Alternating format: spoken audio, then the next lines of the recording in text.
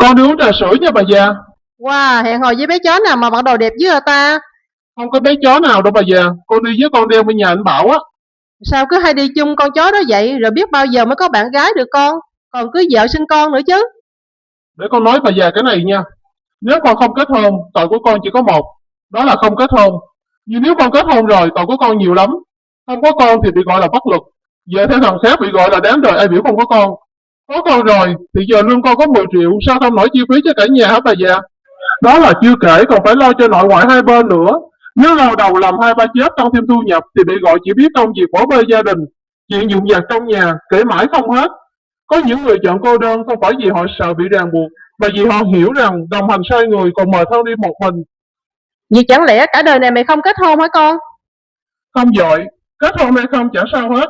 Bây giờ là thời đại nào rồi, sống vui vẻ mỗi ngày mới là quan trọng nhất.